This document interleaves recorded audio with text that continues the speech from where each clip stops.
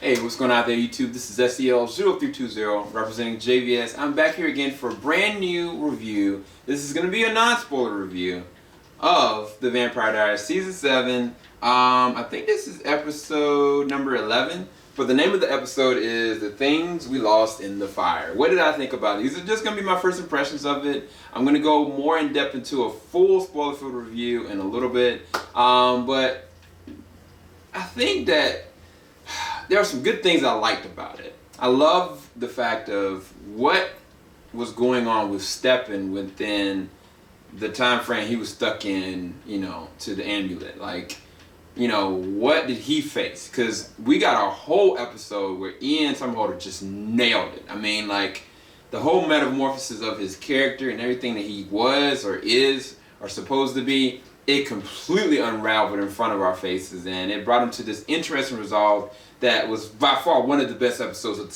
series, not just the season. And then it brought us right back in the beginning of this episode, kind of showing off of that. But the things that I didn't like is the fact that they didn't go into exploration of his psychology about his mother. And they didn't go into any kind of evolution any further other than just the remnants of him getting out. And because of the way that, Damon is, he doesn't want to talk about things. So it makes it kind of frustrating for our viewer standpoint to know and kind of flesh him out. Although there are some amazingly crazy things that happen with this character, specifically with his brother. But like I said, those two things are kind of lackluster for me. But I did like the way that they kind of unraveled it bit by bit for Stefan, because I think that they're doing some really good acting. Like Paul Wesley and Ian Somerhalder, they're some amazing actors, and they showcase this in a lot of different ways, the way that they interact with one another, specifically when they start hallucinating and seeing remnants of what was going on with them in the past, and even like what is pushing them towards. I did like those facts about it. The only thing that was interesting was the fact that there's definitely some interesting things going on with Caroline and with Alaric, just because of the fact of her carrying his children. It brings like a really weird dynamic that's going on. I think this is going to go in a specific rate.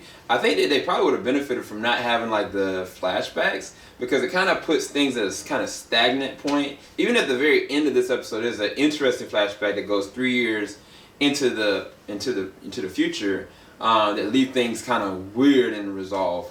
And no, by the way, like Tyler makes an appearance in this episode that I didn't expect him to kind of come up, and the way that his appearance comes up is even crazier. But the biggest surprise, I can't tell you, but somebody that I never thought that I would see again on the show kind of makes an interesting appearance, and the way that it happens is definitely one of the most defining moments of the show. I think that it would have benefited from somebody, or the person that had interacted with it, to do a lot more above and beyond the Call of Duty. I can't really describe it, but it was an impactful moment, but I think it could have been so much better and bigger as well. But even like seeing what Julian was doing while the boys, were stuck is even crazier, because there are some things that's going on Mr. Falls that really can't stand, and they put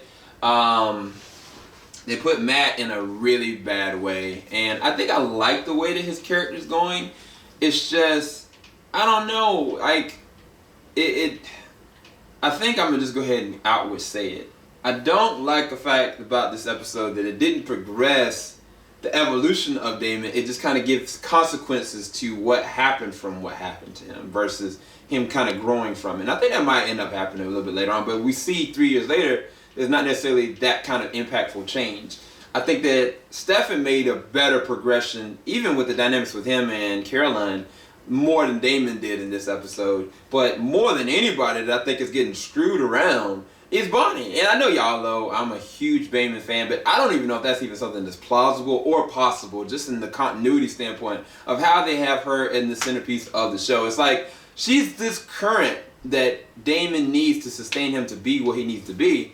But it's like in this episode, like she's messing and talking with the heretic, she's talking with Matt, and it's like all these implied notions of her with, I heard her with Enzo, I saw her with Matt, I saw her now like talking with different people. It's like everybody except for Damon, and it's kind of like you're pulling a character that's so impactful, such a great actress, and you're putting her all over the place. And it's like, I don't know, it's like, not that she's not important, but it diminishes and tarnishes her potency of being an asset to this team in more ways than one. And I don't like that. I don't like that she's going all over the place. But as far as episode rating, I'd probably give this one a 7.5 out of 10.